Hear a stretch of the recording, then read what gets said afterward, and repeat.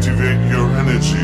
Welcome to the Activated Authors Podcast, a show where we distill the core principles of what it takes to become a happy, healthy, and productive author, no matter what stage of the journey you're at. I'm your host, Daniel Wilcox. I'm an international best-selling author, as well as an author coach, speaker, and creative entrepreneur. But most importantly, I'm a lifelong student of all things productivity, psychology, and human behaviour. Thank you for joining me for today's episode. Without further ado, let's dive in. What is up, Activators, and welcome to another episode of the Activated Authors Podcast. Today, I am delighted to be joined by the amazing Kristina Adams. Say hi, Kristina. Hey, amazing. Hey, I'll take that. Kristina Adams is the author of 17 books and too many blog posts to count. She helps writers overcome their creative obstacles on her blog, podcast, and courses over at the Writer's Cookbook. When she's not writing, she's inflicting cooking experiments on her boyfriend or playing with her dog, Millie.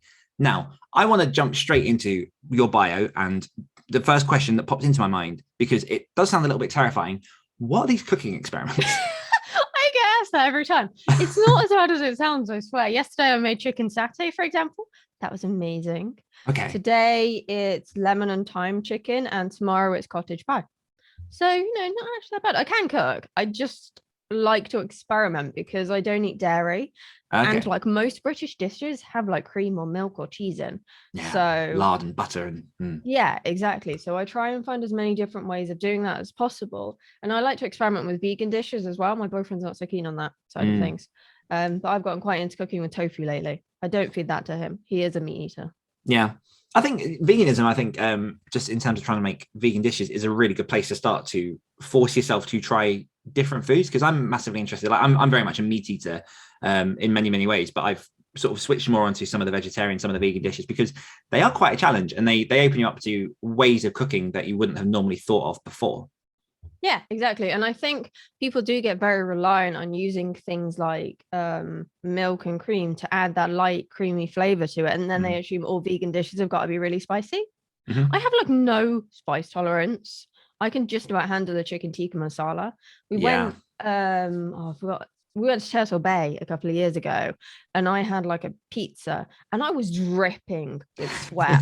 This was a mild flavor. I was literally dripping.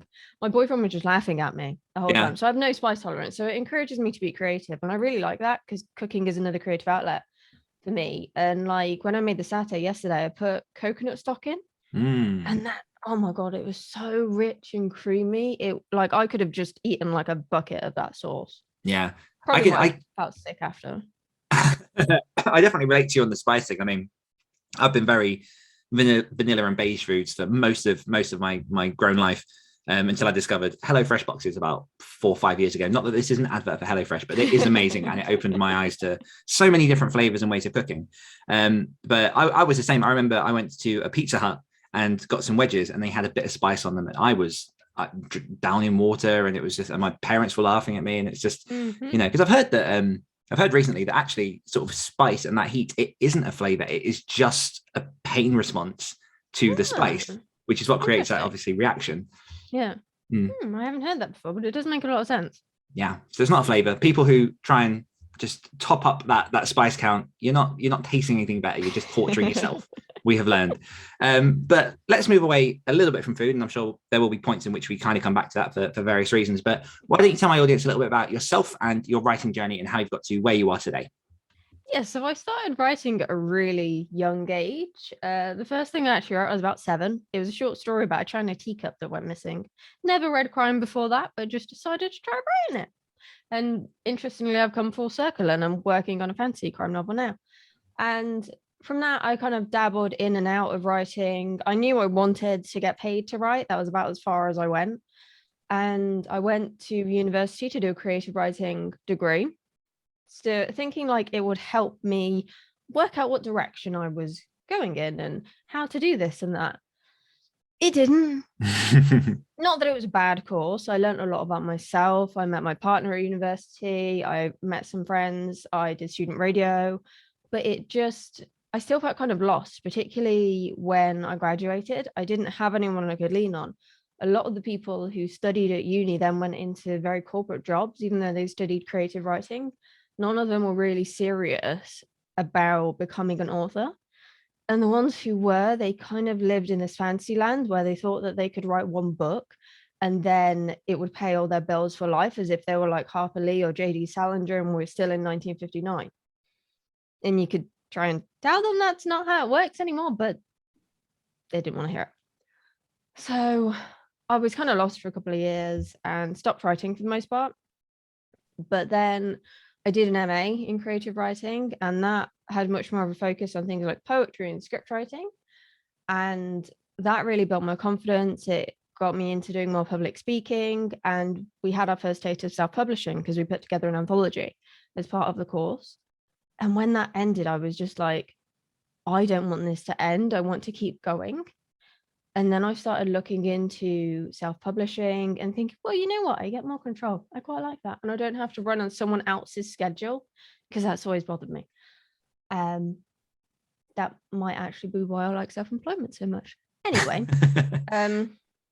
I then started working on my first book. It was an idea I'd had in my head for several years at that point. And I started working on it and I published my first book in 2016. And I'll be completely honest, like, I thought that was going to change my life publishing that book.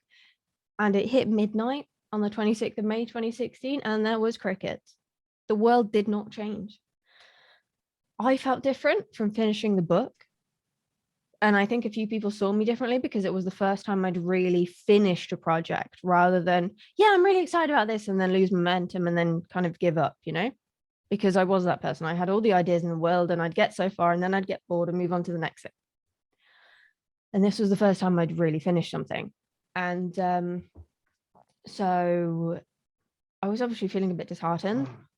Sorry, the dog's in a mood. Yes, we should mention there is a dog present on this podcast. Leave your paws alone. She's licking her paws, which is a great thing for a dog with allergies to do. That's quite a noisy licking of the paws. Yes, as I was saying. Sorry.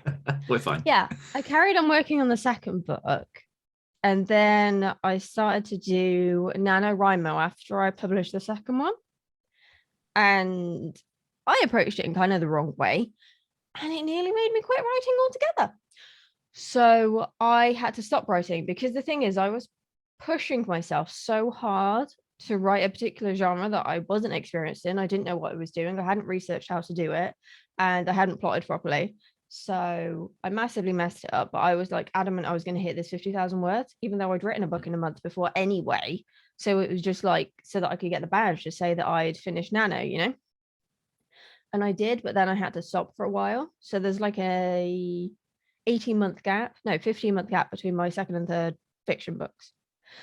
And then after that, the series started to take off after I published the third or fourth book, because I made the first one perma-free and I did some advertising, and then it hit number 19 for the whole of Amazon UK, the first book, I mean.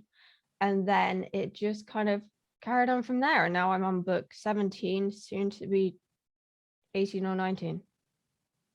Damn, what a journey. Yeah. And there's so many parts of this that I want to pick up on and dive into. I'm trying to think where to start. So let's go back to one of the things you said about sort of the academic side of creative writing, because I think you hit on some very, very interesting points there, and certainly things that I've seen in my own experience, which is people have a very skewed view of what it takes to not only finish the book, but kind of what the publishing landscape looks like, just very much from the start. Like we kind of still have that rose-tinted view that you can put out a book and immediately it's going to be hit with roaring success, and that is the way to write. You mentioned that you wanted, or that you knew that you wanted your writing to be a source of income quite early on in your journey. What was it that gave you the conviction that that was possible for you? Honestly, I don't know. I think it was, we'll call it tenacity, not stubbornness. I was just like, no, this is how I want to live my life, and no one is going to stop me or get in my way. I wouldn't take no for an answer. And there were times when it did look like it wasn't possible, times when I was really struggling financially and mentally, and people were like, why don't you just go and do X, Y, and Z? I'm like, because that is just soul destroying. And yeah, there are a lot of people who go into a corporate job first and come to writing later in life, but I don't want that to be me. I know that there are other ways to do it. I already know what I want to do with my life. I know it's possible. So why can't I just do it now? Why do I have to go down the 9 to 5 route for the next 20 years, I believe I read in your bio on your website as well that there were people around you that were telling you that wasn't a viable option, but then they were trying to also give you advice at the same time about how to make this a viable option. What was that like for you? Because I fully have that, like I get that journey. What was it like on your side? It's confusing for starters. Mm-hmm. And I think the problem is a lot of people who give this advice, yes, they're coming from a place of love, but they don't know what they're talking about because they've not been there. And yes, as authors, we do need to understand the business and the marketing side of things. And some people come from that angle, but saying things like, oh, you should submit a short story to this women's magazine, when a women's magazine is going to pay you pittance and take all the rights for that story to do whatever they want with it, that's not good advice. That's not how you build a profile or a portfolio, or actually make money doing this. What author wants to give their rights away to an entire piece of work for the rest of their life or longer? Absolutely. It's it is a big undertaking to do that. But I mean, I myself have definitely been surrounded by people who very, very similarly are like, well, here's the thing you can try. Like, it'll never work out, but here's the thing you can try. It won't work out, but here's the thing you can try. And, being on the other side of actually having made money through writing, I think from our position, it's very easy to see the amount of opportunities that are out there and all that, because there really is no one path into making a living with your words. But being on this side of stuff, seeing all of these different avenues, what would you say to someone at the minute who is in that journey? Because we look at these people that, that love us as people that are often more experienced than us, people that have that information that we don't have. So, some of the resistance, like not in a huge way, but some of the resistance came from my parents. And they're people that I admire, people that I'm like, well, you must be right because you've lived in this world. But now that you're on the other side of that, what would you say to that person who is in that situation, thinks, I really want to make a living with my words, but it's not possible? I think you need to educate yourself really and do the research and listen to podcasts like this, like our One, The Writer's Mindset, like look in Facebook groups and see what people are achieving. It's not about comparing yourself to other people, but it's about opening your mind to the different paths that you can take. I saw a thread in the Ali Facebook group earlier, and they were talking about authors who have multiple streams of income. And some people were saying they get it from teaching, some people get it from web design, some get it from book covers, some get it from freelancing like me. And, there are lots of different ways to do it that you can find fulfilling. I never thought I would find freelance writing fulfilling, but I've got the right clients and I'm writing about the right things, and that makes a difference. And what was it from your academic side of writing that actually has, if anything, you've adopted and taken into your current writing? How has that informed the work that you do now? And if it doesn't, I agree with you. I think the main thing it really taught me was confidence, because I didn't have a lot of it. And it also taught me the importance of the right people, because I have some friends I met when I did my MA that I'm still friends with now. And they have been my moral support on this journey. When I hit a massive slump writing my second book, one of my friends was really helpful. And I was like, I think I'm going through the sophomore slump. And she's like, yeah, I know. Like, how did you know? And I didn't know. So I think having those people there to really support you makes a massive difference, because there is this kind of assumption that writing is very lonely, or it's people who are just going out and getting drunk all the time. And it's not about that. It's about people who are sensible and have their business heads on, but are also, they can have a laugh, and they are there to support you, not to see you as competition, but to offer advice, to offer an ear, to offer a hug, whatever you need in that moment in time.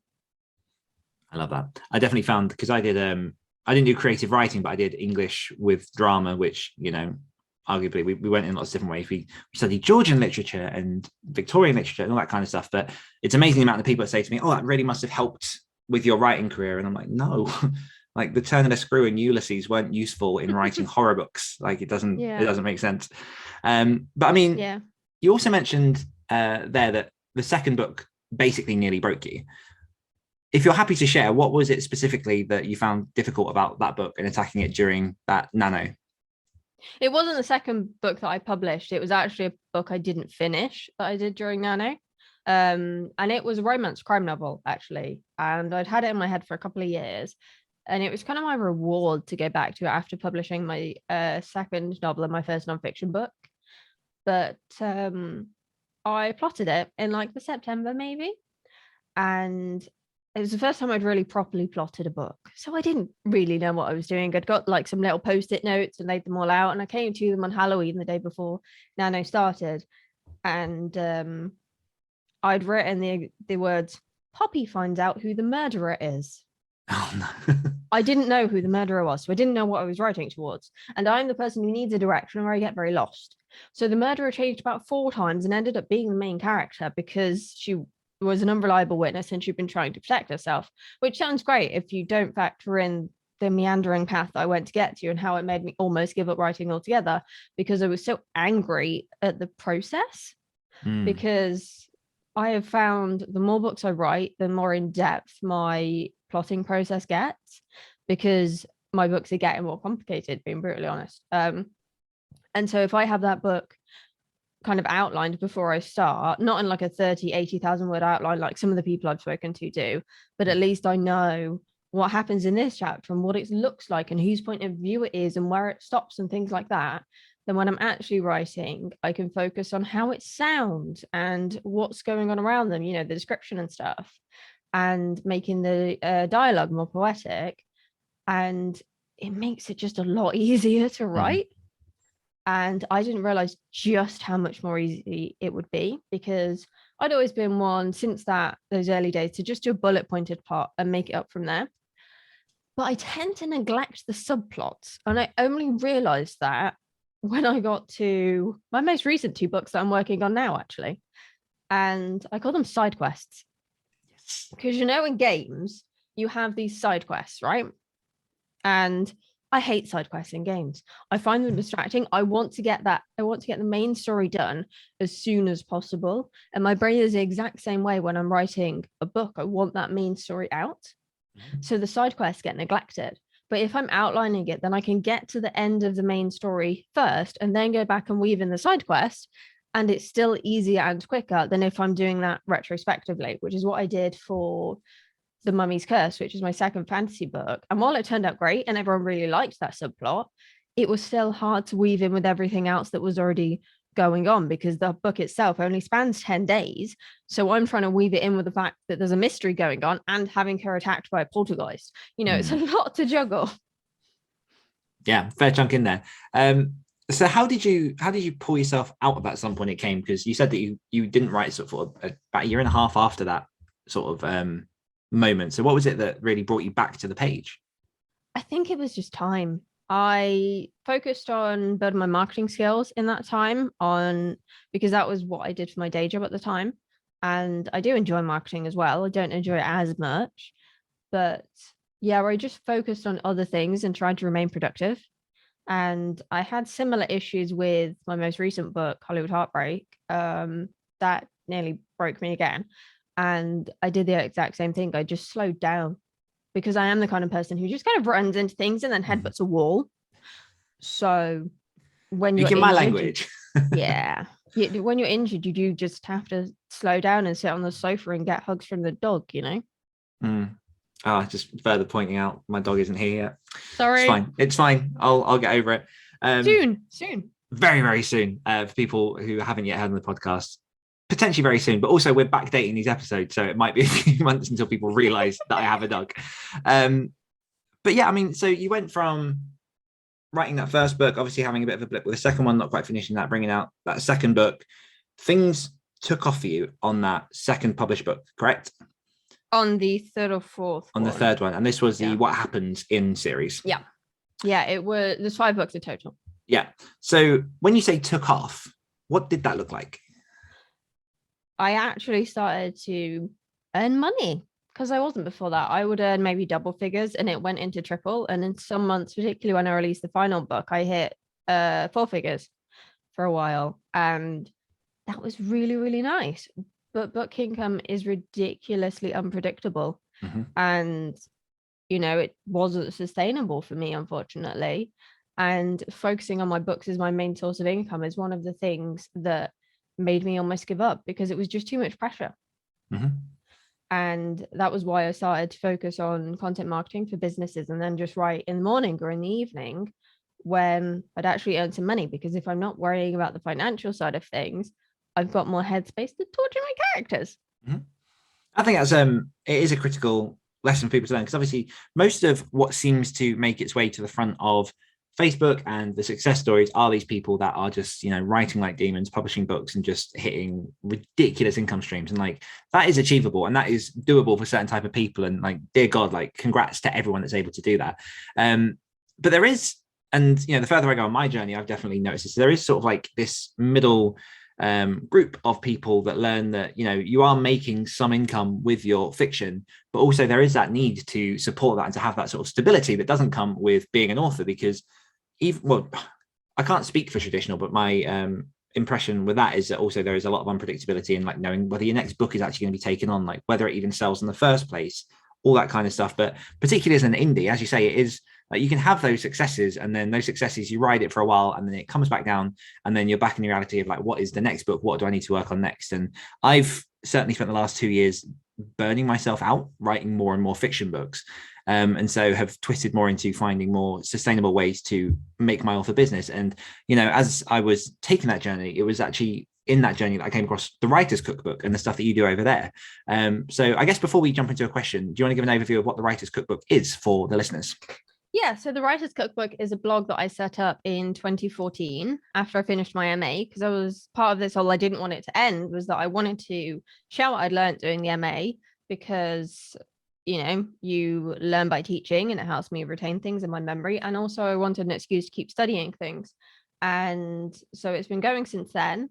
We don't do so many blog posts now. The focus more is on the Writer's Mindset podcast, which I co-host with Ellie. And we talk about a lot of the barriers that writers face when it comes to writing, whether it is your own self-doubt, whether it is not doing enough research, whether it's not knowing your genre, you don't have a support network, or you don't understand book marketing, or you don't quite get the publishing process, all these little things that sound really trivial, but actually can really hold you back if you don't, get to know them and get to know yourself as well. And just out of interest, the blog you do less of because priorities. There we go. Okay. Because I'm doing more client work and because I enjoy the podcast more.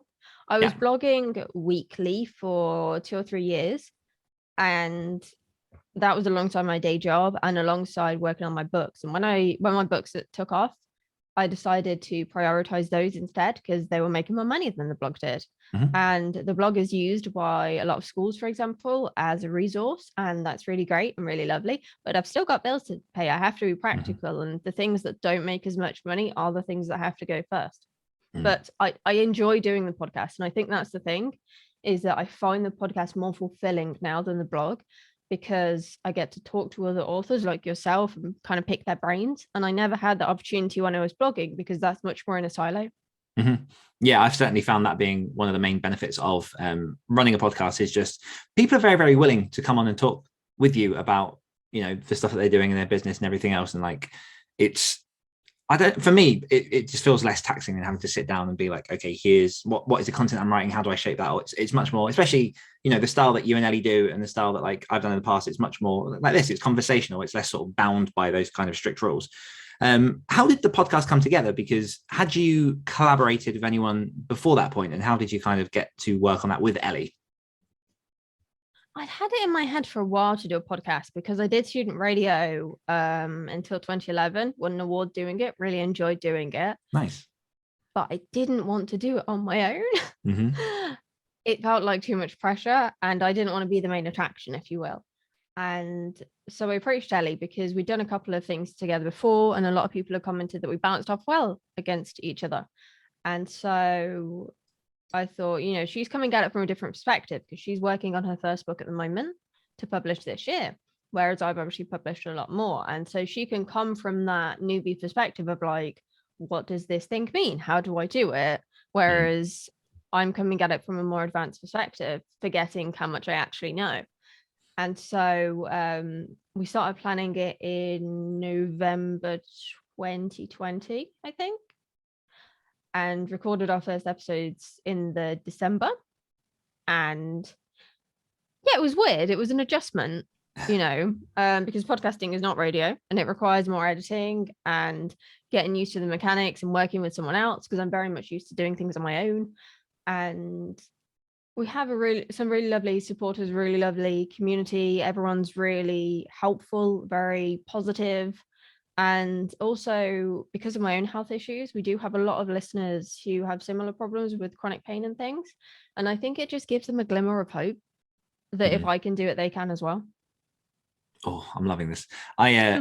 So I've had so many conversations with people recently about there's this kind of imposter syndrome epidemic everywhere. And I ran a mini course for writing short horror stories with my buddy Luke Condor, and we've had some people in that group, and I will soon be recording an episode of this podcast with all of those people, because they were so enthusiastic, they were so just grabbed and fired up and everything else. And I've asked them to come on this podcast as a group, and immediately some of the messages I got back were along the lines of like, well, I don't know what I have to say. And like, it's amazing how no matter who we are and what stage we're at, by just putting ourselves out there and just being honest with the stuff that we do and sort of showcasing that, if you are a mum of 3 and you've barely got any time in the day, but you get passion from writing short stories, like you can inspire someone just by showing up. And it sounds like the writer's mindset is definitely a platform that is enabling that for other people. Yeah, I like to hope so. Fingers crossed. So I did notice as well that when the podcast launched, it was the Writer's Cookbook. Obviously, presumably in line with the website that you ran. What was it that made the switch to the writer's mindset? So it was because we wanted to kind of niche down a bit more, be a bit more specific, and also because it makes it clearer what we're actually talking about. Because the Writer's Cookbook, if people understand, well, if people are a reader of the blog, then they know what we're talking about. But if I were to go back to 2014 me, I wouldn't pick the Writer's Cookbook as a name, because it confuses a lot of people and it confuses search engines. It's not very clear. And I think having a clear name is really important. And just changing the podcast title did actually make a difference in the number of downloads that we got between seasons 1 and 2. So yeah, we kind of changed it just to be a lot more specific about what direction we were headed in. Yeah. And what was it that made you choose to go seasonal with the content? Because I've had this back and forward so many times like with different podcasts, because obviously sticking to something weekly is quite the commitment, but you have created seasons with the show. What was it that made you stick with that? It gave me a break because I do all of the editing, and editing podcast takes a long time. So it gives us a break, and it also gave Ellie more time to focus on doing her MA at the time, and it'll also now give her time to focus on her new job, which she starts the end of March. Nice. Congrats, Ellie. Yeah, it'll be the similar kind of thing but more complicated. So and obviously changing jobs is also a bit of a mindfuck. So it's going to give her that buffer period to adjust. And what we normally do is we post filler content during the gap, so it's still bringing in the downloads and stuff and the views on YouTube, but it's repurposing stuff we've already got. Like the first gap, we repurposed some videos I recorded for an old challenge, and then the next one, Ellie revisited some of our old episodes and talked about what she'd learned, and she was very frank about the fact she'd ignored the advice we talked about in the very first episode, because our very first episode was 9 surprising reasons you can't finish your work in progress, and she made some of those mistakes on her MA. So she was very frank and honest about that, and I really appreciated that. And then the next gap that we're going to have in April, we're going to repurpose some of our older episodes and kind of take clips from it. Like we're going to take your old interview and clip half of that and use that. And we're going to take some of Sasha Black's episode, and we've got some outtakes from when I spoke to one of my MA tutors, and we went on a bit of a segue talking about ghost stories that wasn't relevant at all, but really fun at the same time. So yeah. Nice. I love that. How important, speaking of writer's mindset, how important is it to hone your mindset and to develop your thick skin as a writer in today's publishing landscape? I honestly think it's everything. Because if you look at the people who've been in it for the long haul, they are the people who are on a path of continuous development, whether that is improving their craft or their business or understanding themselves a little bit more. And the people who aren't doing that tend to be the people who get bored or ruminate on the fact their books aren't selling enough. And instead of trying to fix that problem, they just get inside their head and go, it's not selling, I suck. And that imposter syndrome just progressively gets worse, right? But if you're trying to find new ways to do it, and you're aware of the fact that the landscape is always changing, that growth mindset is going to mean that you can sustain the adversity, because there will be adversity, much more, because you know that it is a temporary state and you are in control to a degree of it, but there are some things you also just have to let go. What are some ways that you have worked specifically on your mindset over the past however many years? Are there any sort of resources or recommendations or people that you kind of recommend to hone their mind? There is one that I recommend quite a lot, actually. As I mentioned before, I have chronic pain. And at the start of 2020, I could barely get out of bed. I left my day job because I just kept being signed off sick. I couldn't work. I couldn't think straight. I was basically spending my days on the sofa with Millie playing Stardew Valley, because I couldn't even play a game that had a plot, because my brain would just overanalyze it and pick things apart. And I was in a really bad place. And I was late night doom scrolling, as you do, and came across a news article about this thing that sounded really woo-woo. I don't like woo-woo, for the record. I like science. And it was a treatment program called Curable for chronic health issues such as fibromyalgia, chronic fatigue syndrome, migraines, basically any of those where the doctors go, we don't know what's causing it, have some drugs. And I thought, you know what?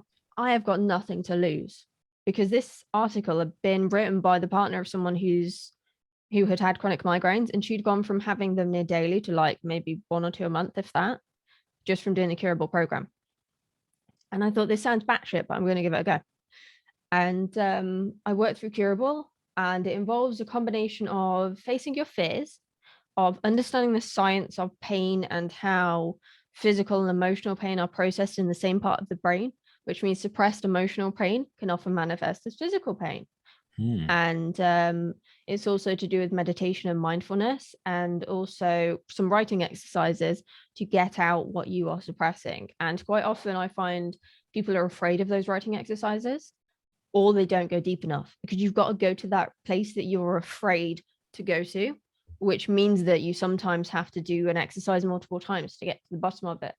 And I remember doing one of the exercises, and this is going to sound absolutely insane, but I finished doing this writing exercise and I just felt the pain melt away from my body. And I'm not 100% pain free. I have some days better than others. But in January, I actually finished 2 weeks of boxing workouts. Never done boxing before. But, that's a massive achievement for me to do any form of cardio, because I've got no upper body strength. I can't throw a punch. I can't throw a kick. I'm just a massive weakling. So, and I hate exercise as well. I completely hate it. But I have found that exercise really helps me to be able to focus and be more productive. Again, I hate being the exercise person, but it does help. And it has to be the stuff I really dislike, like cardio, that gets my heart rate up, because exercise can help fix some dodgy wirings in your brain, particularly if you've got things like ADHD. It temporarily fixes those connections. And for most of February, I had a raging throat infection, so I couldn't breathe enough to exercise. And I found towards the end of February, I couldn't get as much stuff done. And then I started exercising again and had a really productive day. And that's when I realized how much of a difference it was making to me. But when I was doing the active exercising, I didn't connect those dots. It was only when I started to lose it again that I really realized the difference it was making. And I think the other thing is just being really open to anything. You don't have to believe things like Curable or exercise will work for you. You just have to be open to the possibility of it and giving it a real shot. Don't half-ass it. Just throw yourself in and go, what the fuck? Because you've got nothing to lose, right? The only thing you're going to lose is, hating yourself, being in pain, not being able to concentrate, all these things that hold people back in life. Yeah. And I mean, it is, well, number one, like, congratulations on your recovery so far. That sounds like, obviously, like, it could have been kept in a very sort of bad state, and it seems like things are on the up. I certainly have a glimpse of what it's like to be so in your head that it does feel like nothing is going to work, and that you are kind of like stuck in this position. And really, really annoyingly, the only way to kind of work through that is to take some kind of action in a direction, whatever that direction is. And, you've got your own productivity book out, Productivity Writers. I'm working on a productivity book at the minute. And so I'm sure that you'll resonate with the fact, like, there are so many different factors to make you productive. But sometimes it's hard to know which one to focus on. And in focusing on one thing, you then forget the other thing. So, things like nutrition, things like sleep, things like exercise are very, very basic human things that we do. But how much thought do we give to them? And I find that, I'll have nights where I'll really focus on sleep and I'll be good for a week. But then for whatever reason, I'll just start eating shit. And then that affects it in one way. So putting all these different strings together, how has that kind of program and, the stuff that you've learned from there altered just your week in terms of the things that you do specifically to try and be productive? Because you still have sort of the resonations of these chronic pains and conditions ongoing, but you still find a way to be involved in a lot of things and to be getting things done. So what does that kind of look like for you? I try to be kind to myself, and I think that's what a lot of people miss. Is everyone thinks I do loads. I only work part-time. Branding, marketing, folks. Yeah, I don't do I do loads. I usually do say 3 client pieces a month, which are about 1,000-ish a week, sorry, which are about 1,000 words each. Sometimes I don't do as much book stuff if say I'm recovering from doing something, because I've realized I do need a break sometimes between books or between drafts, things like that. And I spend some time with the dog. I watch a lot of YouTube videos. I have a weird thing. My rest isn't so much that I'm like mooching. I tend to be learning things when I'm resting. I have realized I have this obsession with learning. So I'm learning about nutrition. I'm learning Spanish. What was the other thing I started? I've forgotten the other thing. Learning's going well. yeah, really well. But it's just a lot of it is psychology. Like, one of the things that really interests me in the Spanish course I'm doing is he talks about the psychology of language learning and how to make it stick and turn it into more of a habit and stuff. And I find that resonates with me a lot more than some of the ones that just gamify it and tell you do this, do that. And I did do that for a while, but it just started to wind me up, getting the constant notifications. You haven't practiced today. I don't want to practice today. I'm tired. Go away. I think I know which app you're talking about. I did have a 200-day streak on that app last year, but I just realized I wanted something that had a bit more variety and wasn't ramming things down my throat, so I could pace myself a bit more. And I still try and do it daily, but I don't. So I think what I'm going to do now is I'll probably try and do it 3 times a week or something instead. Because the course I'm doing now, there is kind of, like I say, the psychology based stuff where you learn some new words, then you rehearse the new words, and then there's also a workbook as well. So it's got a bit more variety to it, which I really like. And I've gone off on a tangent and don't remember what the question was. Did I answer the question? Possibly. Now you're stretching my mind. Oh, wow. You were talking about how I get everything done, weren't you? Yes, there we go. Yeah, I pace myself, and I also have a planner. I write everything down that I have to do, and I also use an app called TickTick, so I can track all of my daily habits in TickTick, and it sets me a reminder. Have you eaten some vegetables today? Have you eaten some fruit? Have you taken your probiotic? Have you done some exercise? And some people find that naggy. I find it useful because I can go, oh no, I haven't done that. I'll do that at this point. And I find that just helps keep me a bit more focused without having to write it down. And then when I'm doing my client work, for example, I break it down into, okay, I need to do research for this post. I need to do a draft. I need to edit that draft. I need to copy edit that draft, and I need to send it. So I break things up really, really granular. So I get that kind of endorphin fix from achieving something, which is particularly good when you are not used to being productive. I know some people can find that technique a little bit overwhelming because they've got so much to do. But for me personally, I find it really works because the more things I tick off, the more of a dopamine fix I get. And so then the better my mood is on top of doing the exercise and things. Yeah. Exercise does go on my to-do list. Yeah. Yeah. Building that momentum and just exactly repeated behavior. Yeah. So how does your week look? Because you have your fiction, you have non-fiction books that I'm not sure if you're working on any at the minute. You have your podcast, you have obviously client work. How do you arrange your week in a way that it works for you? I keep it as flexible as possible. I have a rule, which is I don't do more than 1 call a day, and I do not do anything before lunchtime. I say do anything. I do stuff before lunchtime. I wake up naturally, and I do some exercise. I have breakfast and shower, and then if my boyfriend hasn't already, then I will walk the dog. And I just kind of ease myself into the day because I spend, well, until like this year, basically, my mornings, particularly when I had a day job, my mornings involved darting out of the door as quickly as possible, so that I could get to school, or so that I could get a parking space at the tram to get to work, because the walk to the tram to get to work was too much for me. And that meant that I was having to get up at 6:30 in the morning, and I don't get to sleep that easily. That's one of the fun things about chronic fatigue syndrome, is I can't sleep even though I'm tired. Yeah. And you've got to love the contradiction, right? Yeah. And so it's really hard for me to adjust my sleeping pattern. And when people used to say, "Oh, why didn't you try going to bed earlier? Why don't you try some aromatherapy?" Yeah. Hadn't thought of that. Don't ever be that person, listeners. Please, I beseech you, don't tell someone who can't sleep to try aromatherapy or go to bed earlier. I beseech you, don't do it. Also, points of beseech. I've not heard that in ages in the conversation. Word. It's a good word. I like my old-fashioned words. I like it. I do.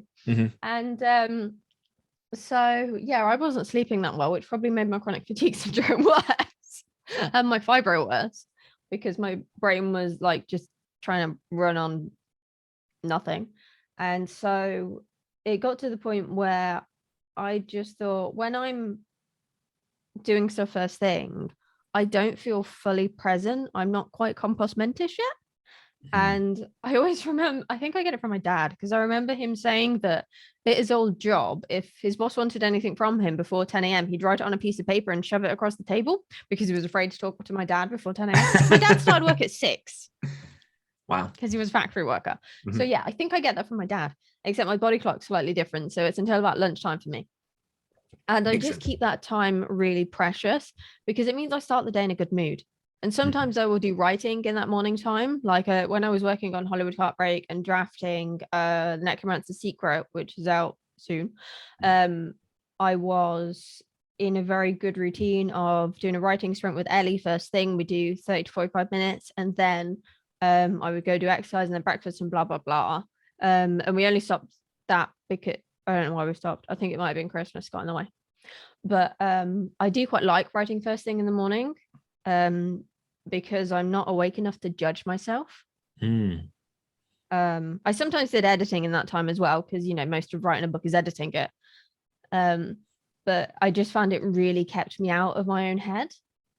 But Ellie and I did have a bit of a rule that I wouldn't speak to her on the call, because we do it on a Zoom call, but I would just nod or shake my head or type stuff, because I didn't want to wake my boyfriend and the dog up, and also I just didn't want to talk that early, because we were doing it 7:30, 8:00 before she started work. And I found that really helpful. And then I tend to do calls about between about 12 and 3 for most of the time, although I do keep it open for the people, like if I'm interviewing someone in the US.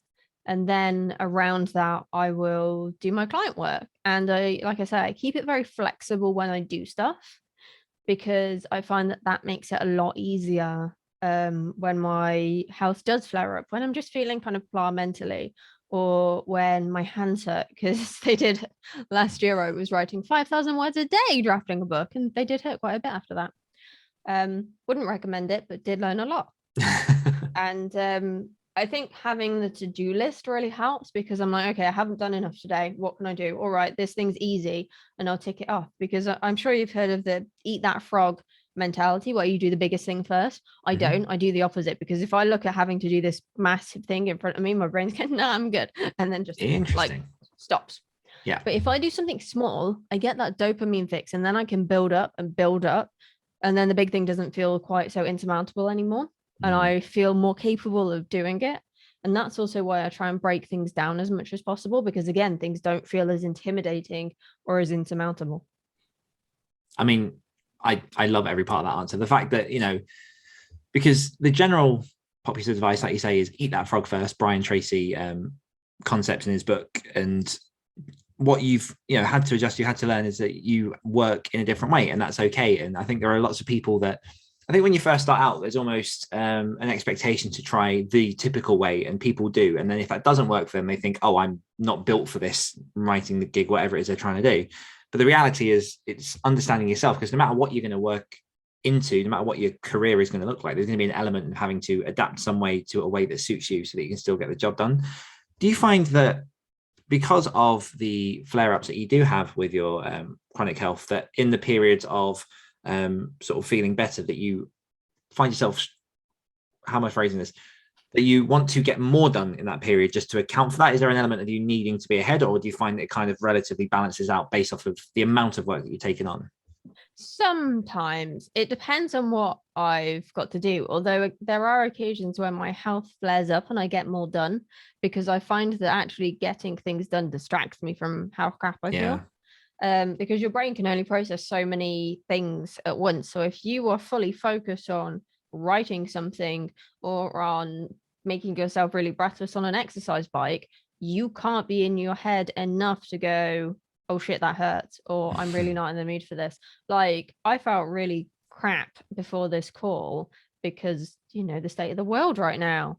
And the fact that I'm still recovering from being ill in February. But I, hopped on the call and I'm talking to you and now I'm fine. Hey. And it's just being in that moment makes a massive difference. And I think people forget that that's really what meditation and mindfulness is, and why it's important, because it pulls you out of your own head and out of the rumination and out of everything except what you're seeing, thinking, feeling, doing this very second. Yeah, there's a concept that I came across over the last few months about drowning training. Have you heard of this? I haven't. So I learned of it through Margot Robbie, who'd been through it. So she's a professional. Well, she's been trained to dive. So maybe not professional, but she's trained to be a diver over in where water is. Doesn't really matter where. But so she went through a phase of drown training. So when you drown, apparently there are several phases before you even get to the point that oxygen starvation works to kill you. And to train to be a deep sea professional diver, you have to go through this process of understanding the different stages. Because when we starve ourselves, like, so for example, if I duck my head below the water, the minute that my body goes, oh my God, you're not breathing, there's that sudden impulse to push myself up, to get up and just fill my lungs with oxygen. And I might be getting the stats slightly wrong here. It's been a while since I brushed up on this, but there's at least like a 7-8 minute window before you can fully drown in a situation, depending on what your mindset is in that situation. So they bring people under the water and they basically just hold them there. And as your body starts protesting and kicking, that's phase one. You know what that phase is. You know there are 6 other phases coming after. So you're able, therefore, to hold it, because you're not suddenly going, this is the end. You get to level 2 where, and again, I'm making this up just to kind of highlight, but say like your arms, you stop feeling the feeling in your arms, like that's phase 2. It's okay. There's more phases to come. So it's this kind of preparedness about the situation that you can then do more, because you're less worried about the current one that you're in. You kind of like, that this is part of it. And I mean, a lot of that comes from, especially sort of bringing this more back to mindset in writing and sort of health problems and stuff. Like, a lot of that, I imagine, comes back to understanding the process, going through the process enough times to know that like, this is a part of it. When I'm in this phase, I'm able to still do this. But when I hit this point, I'm done. Like, I've become very, very critical of myself over the last 18 months or so. I've had like periods where there was a week last year where I was on a call with my VA, and halfway through the call, I just said, I'm really sorry, but I'm gonna have to stop this, because I was taking nothing in and I was giving nothing back. And between that, I was trying to get client work done. I was looking at moving house. I had all this other stuff going on with family. And so I had to, in that point, go, I need to stop. And for a week, I pulled back from everything, because I knew the signs and I knew what needed to happen in order to heal faster and keep moving forward. And it's just an ongoing journey. It is. And it's funny you say that, because I did that when I had my throat infection. I took a few days to rest, and I was very upfront with my clients, like, I've got the lurgy. I couldn't speak. I had to cancel calls and interviews and all sorts. I had no voice, and I don't lose my voice very often, so it was really annoying. But the dog, my boyfriend, thought it was great. And particularly the dog, because I couldn't tell her off for chewing up floors. Oh, bless her. And my clients were really lovely. They said, you know what, take your time. My readers were lovely as well. They were like, if it means the book launches a little bit later, if you can't do a live video this month, we understand. And I actually felt like mentally I recovered faster because there was less pressure. But it's funny you talk about the drowning training, because I've finished reading a book yesterday, and it was talking about how to live a longer, healthier life. And one of the things she talks about is a bit like what you were talking about. It wasn't extreme as drowning training, but she talked about things like cold water swimming and cold showers. And she said that people who exercise and take daily cold showers reduce their sickness leave at work by 54%. That's a and huge they stat. feel more awake just from taking that cold shower. And I was reluctant to do that because I am very sensitive to the cold. I thought, you know what, why not? Because the idea is like the small trauma to your body builds up your immune system and all these other things that keep you healthier. And I've done it a couple of days, and it does actually mean that I am drinking less caffeine so far. And I've become somewhat addicted to caffeine to be able to focus again lately, which is not good, but another story. And yeah, I just found it really interesting that just like it's like 10 seconds maybe, and it's not like freezing cold or anything. It's just my definition of cold. Yes. And it still made a difference, Mm-hmm. even though it sounds terrifying. Yeah, and it is, putting yourself in those hard situations on purpose. We, are, or obviously not everyone, but a lot of us are in positions in which we are lucky enough to have a roof over our heads, be able to, fill our bellies. We're in a warm environment when it's cold outside. And so sometimes we do need to shock the system a little bit. And I think it's just to kind of add one more example to this point is David Goggins, ex-Marine SEAL, all these kind of like world's hardest man. He one thing that I took from him was that he was saying that when you think you've reached 100, you've actually reached 40. So when working out at that point, and I've been through this where as you're working out, say you're in the gym and you've got weights, at that point where you feel like things are starting to hurt and your body goes stop, because your body's designed to repel pain and to stop you and to protect you. So the minute you start feeling that pain, it's not that you're done. It's just that your body's kicking into protective mode, and there is more that you can do, and that is where the growth happens in kind of, well, in gym terms. But it's just it's a fascinating subject, like the whole lot, just our minds, how we protect ourselves, and things that we can do to push it. Yeah, because chronic pain is a protection method as well. My fatigue as well. I used to nearly fall. Oh no, I did fall asleep before doing live videos, it took me a while, but it was doing curable that made me realize that the fatigue was my body's way of my mind's way of trying to protect me from doing this thing that I was afraid to do. And as soon as I realized that, I could put coping mechanisms in place where now I don't fall asleep. I don't necessarily always enjoy doing lives, I'll be totally honest with you. But they're draining. Yeah, exactly. But I've been trying to do one a month this year, because it helps me build up that resilience and build up those skills. It makes me a better speaker. It helps me connect with my readers. So it has benefits, even though it's something that I don't necessarily enjoy as much as sitting and writing about ghosts. Let's quickly touch on your fiction, just because we are coming close to time, but I do want to talk to you about this, because you do write across a lot of different genres. You have a fair chunk of different series. You have the Behind the Spotlight, Afterlife Calls, Hollywood Gossip, What Happens In, and I've seen on the website Empath as well. How do you approach your fiction and sort of the genres that you choose to write in? It's the stuff I enjoy reading. I grew up mostly reading fantasy and women's fiction and romance. And so that's what my main kind of stuff under Kristina Adams is. It's the stuff I grew up reading, and they're all part of the same universe. So it's similar characters. They're all friends with each other and stuff like that. And then Afterlife Calls, I actually vowed I would never write fantasy again about 10 years ago. How's that going? Because I fucking hate world building.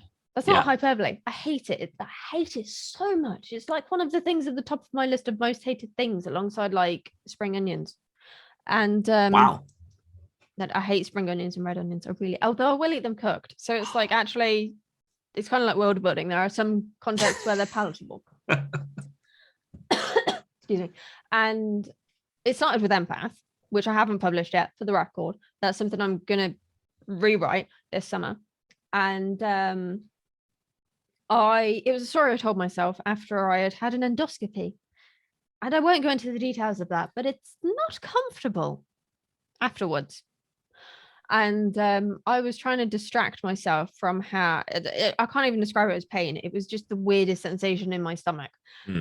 And so I was trying to tell myself a story to distract myself, and I ended up telling myself Empath. And I came up with all 3 books, and I thought, oh my God, I really want to write this. But I kind of messed up, because I was really excited about it, and I started telling everyone about it, and everyone got really excited about the premise, because the premise is that she is an empath with no compassion. And she's an empath in the magical sense, so she can like sense what the people around her are feeling. And there's also her love interest and the secondary main character, because it's also his point of view, he can heal. And he's a police officer investigating the crimes. And it sounds really great. But then you sit down and write it, and there's a lot going on. My brain goes, shit.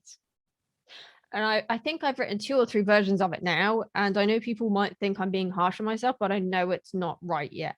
You know, when you just instinctively know. Yeah.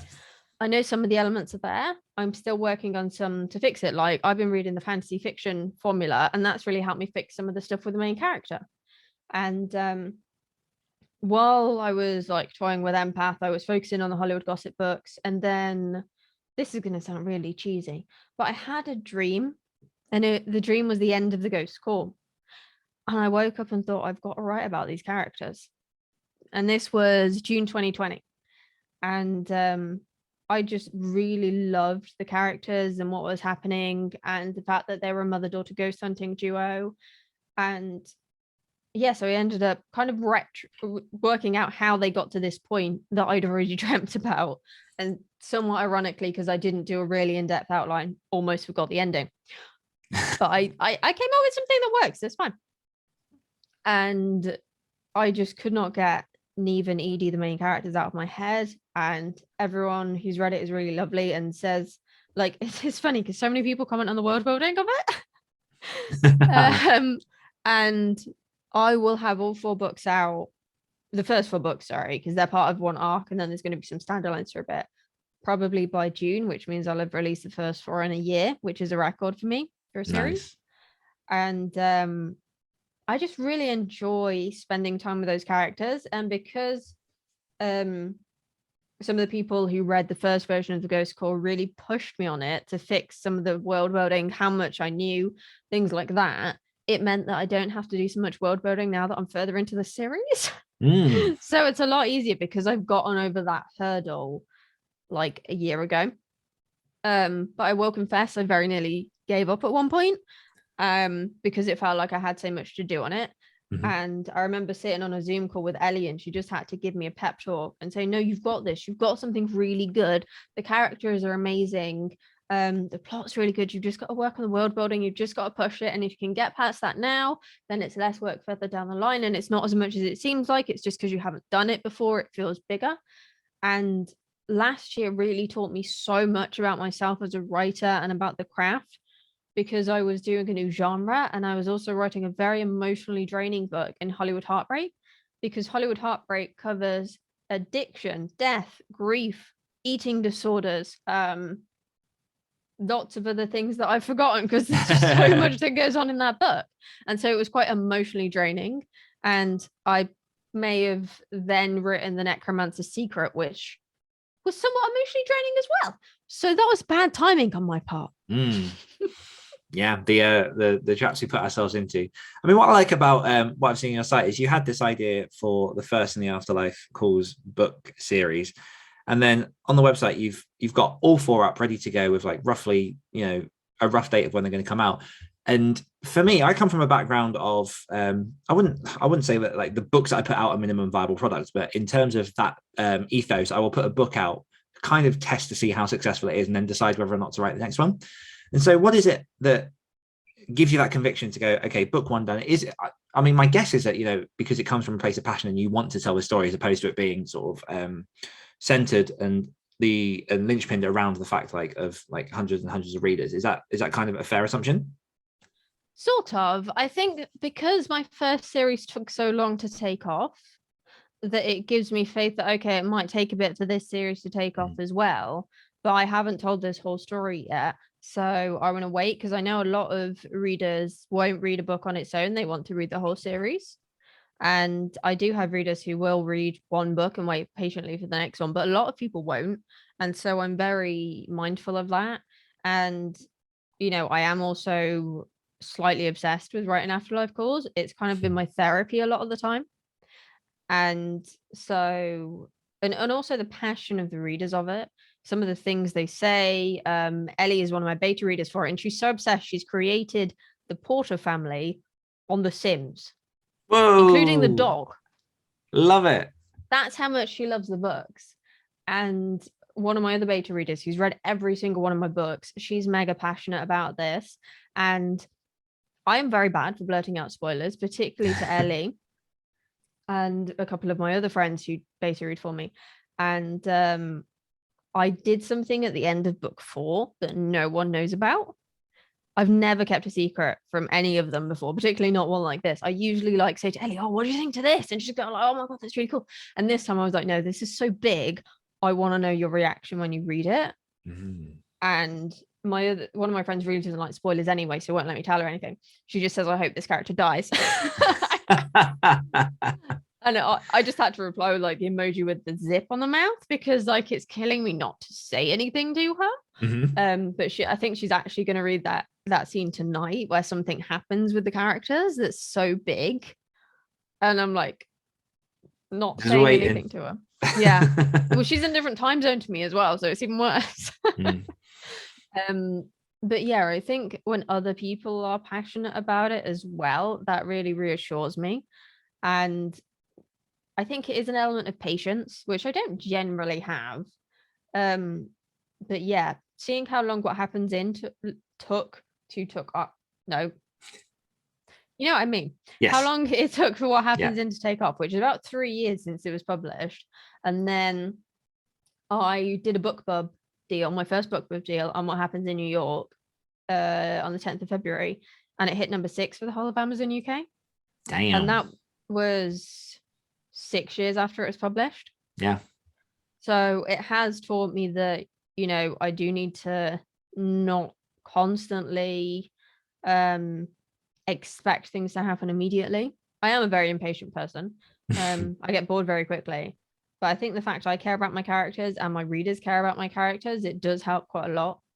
But I do sometimes forget that I've only published 2 fantasy books, because I'm already thinking about like book 7. Because I sort of have an end for the series in mind, but I could also continue beyond that point. And like I say, beyond book 4, some of them are going to operate as semi-standalones. So, because the reason the series is called Afterlife Calls is because it's much more flexible than if I just focused on ghosts like the first book. So Afterlife, I can bring in things like vampires, I can bring in zombies, you know, I can bring in pretty much whatever I want, because it establishes it's a fantasy series, not just about ghosts. And so there's a lot of things and a lot of mythology that I can play with. And I really like playing with that, because it's not something I've done before, and it stretches my writing ability without being as emotionally draining for the most part as the Hollywood Gossip series, which does cover some very heavy topics, but from quite a dark sense of humor, shall we say. Gotcha. Man, I mean, there is so much more that I want to ask you, but I fear that I'm pushing time a little bit. So I do have one more question for you before we round off this interview, which is, why do you, Kristina Adams, write? Why do I write? I write to escape, and I also write to inspire people. Writing, particularly fiction, helps me to get out of my own head. And I like to hope that by sharing my character stories and by sharing my own story, that it makes people realize that, yeah, they can go after their dreams. It doesn't matter what their background is. It doesn't matter what their dreams are. Why not go after it, you know? And also, like I say, I hope it offers them some level of escapism, because I do believe that all books on some level are about escapism, and particularly things like romance and chick lit. I do think there is a level of fantasy there, in the same way that Afterlife Calls is fantasy, because it's got ghosts in. Love it. Well, fantastic. Thank you so much, Kristina, for jumping on the show and chatting with me and spending some time with me. Where can my listeners find out everything about yourself and all that you're working on? So you can check out the Writer's Cookbook and the Writer's Mindset podcast at writerscookbook.com. And you can find my books at KristinaAdamsAuthor.com. And that is Kristina with a K. Perfect. And we'll put all those links in the show notes. A massive thank you again, Kristina, for joining me on the podcast today. A massive thank you to you, the listeners, for tuning in. And as always, if you're looking to level up your writing and activate your author career, head on over to activatedauthors.com to find out all about our community, our resources, and everything else that we've got going on. One more time, thank you, Kristina, and see you next week. Bye. Bye. Activate your energy.